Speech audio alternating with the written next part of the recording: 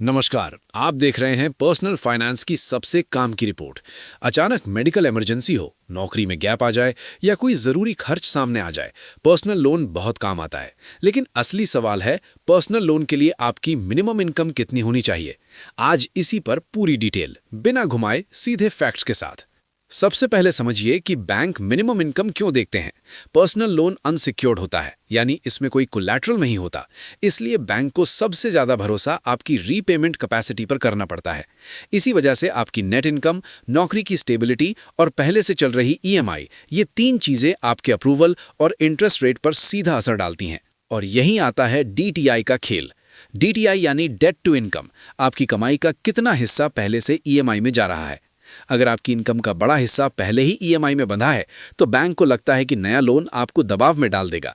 इसलिए सिर्फ सैलरी नहीं, आपकी एग्जिस्टिंग ईएमआईज और मंथली ऑब्लिगेशंस भी उतनी ही बड़ी शर्त होती हैं।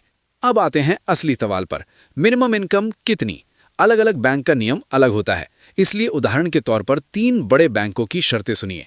एचडीएफसी बैंक की तरफ से एक्सप्रेस पर्सनल लोन के लिए न्यूनतम मंथली नेट सैलरी 25,000 रुपये बताई गई है। एक्सिस बैंक में minimum net monthly income existing axis bank customers के लिए 15,000 रुपये और नॉन एक्सिस बैंक कस्टमर्स के लिए 25,000 रुपये बताई गई है।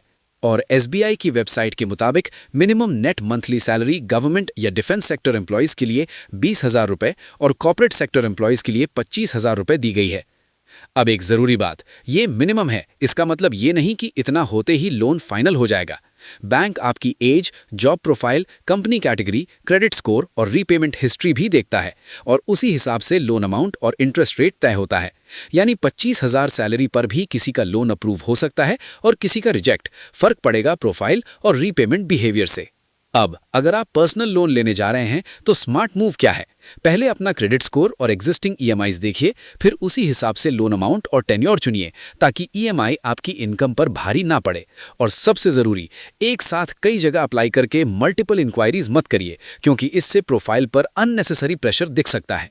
अब आप बताइए, आप पर्सनल लोन किस वजह से सोच रहे हैं? मेडिकल, वेडिंग, ट्रैवल या ईएमआई कंसोलिडेशन? कमेंट में लिखिए। उसी हिसाब से आपकी सैलरी के हिसाब से सेफ ईएमआई कितनी होनी चाहिए वाला 30 सेकंड का प्रैक्टिकल कैलकुलेशन वाला स्क्रिप्ट बना दूंगा। वीडियो उपयोगी लगा हो तो लाइक कीजिए, अपने दोस्तों और फैमिली के साथ शेयर कीजिए और ऐसी ही बैंकिंग और पर्सनल फाइनेंस की आसान भाषा में अपडेट्स के लिए चैनल को सब्सक्राइब जरूर कीजिए। साथ ही बेल आइकन दबाइए।